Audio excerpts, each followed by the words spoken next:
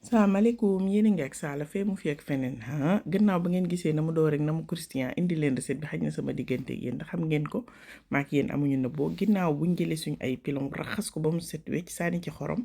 ma di leen yëgal ni leen même boo leen amee cuisse recette bi mën na ko bu ko defee lu may def mooy sànni ci sama piment aromatisé boobu nga xamante ni bi toq sa bën saañ ba réer moo ko raw du ma ci yem ma sànni ci suñu poobar baaramu su gis ngeen ko ci pot yi civilisé sakkan la def bu ko defee mënu ñàkk sama diggante yéen ñu def ci suñu top épice boobu nga xamante ni bii top épice baaramuso bi dafa neex bay bëgg a dee waaw mënul ñàkk nag gis ngeen ko marinade feemu fi ak feneen daal di dugg en jeu waaw saf laaj neex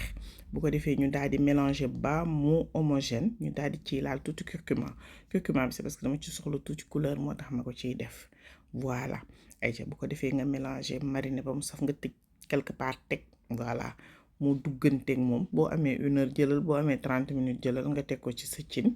gis nga ko dañ koy ñëw mel ni ku koy muusal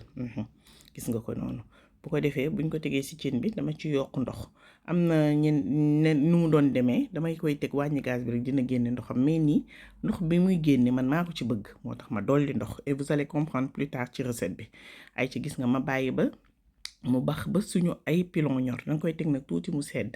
voilà bu seddee nga daal di koy seppi léegi nag buñ ko seppee teg ne suñuy pilon jël ndox bi segg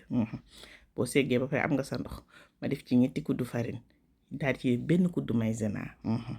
ci ndoxu ginaar bi yëngal ba mu homogène ma xool gis ni texture pat bi des na ma dool ci yeneen ñaari kuddu voilà gis nga ko yëngal ba mu homogène pat bi danse gis ngeen ko noonu gis ngeen pat ba na mu dansé voilà ma daal di jëlaat samay ginaar sotti ci boo ko ci sottee nga daal di koy mel ni ku koy yëngal ku koy enrobé ak pat bi gis nga daal di testé dëwlin bi mu daal di tàng normal ma daal di jël samay ginaar gis nga maa jël pince bi mu may sonal ma ne ca ceek loxo ba dugal waaw loxo bi set na daal di ko ci dugal seppi pilon yi def ci cin bi daal di taxaw nag saaf ko saaf bu réglé saaf bu dooree nga xamante ni bii tubaarikàlla dina doore te du xam gis nga ko noonu waaw loolu nag taxaw moo la koy may tiim sa togg gis nga ko noonu bu dooree ma daal di seppi mënul ñàkk sama diggante yéen ma yéegalal leen ko wan leen texture ba lam croustillant lam saf lam neex pat bi neex na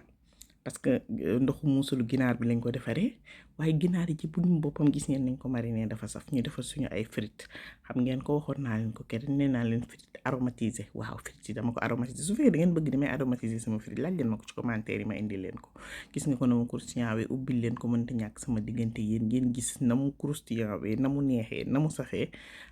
ma tegal leen sauce ne ca wet ga gis ngeen ka texture frite bi man ko ca jàpp ñam mënu ñàkk sama diggante yéen bu leen fàtte abonné aimer partager bisous